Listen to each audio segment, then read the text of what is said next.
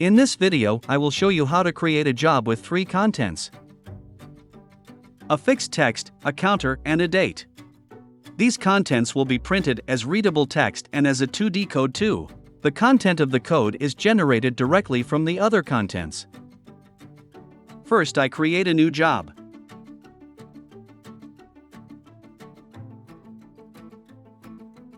I set the vertical resolution to 24 dots.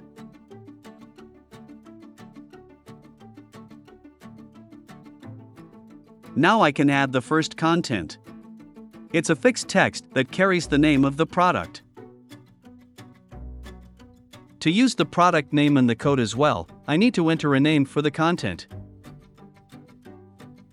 The second content is a counter for the serial number of the product. I also enter a name for the counter. There are many settings that you can use to change the behavior of the counter. In this example, I just increased the number of digits from 5 to 6. All the other settings remain at the default values. And finally, I add the current date and time. Again, I enter a name for the content. This content also has a lot of settings, but in this case I leave all the settings at the default values. Now I have defined the 3 contents. I arrange the contents on the print band.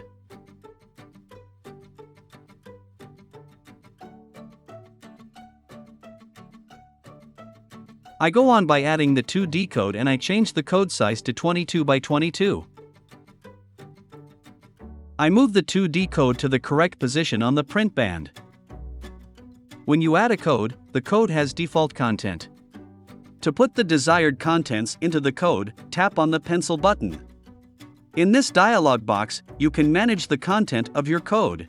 Tap on Existing Contents. Now you can see the contents that you can reuse in the code. Just drag and drop the contents one by one to the right side of the dialog box.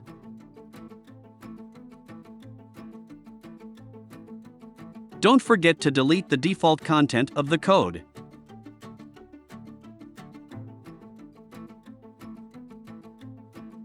Here you can see the new content of the code. That's it. The job is finished. Just save the job and go back to the dashboard.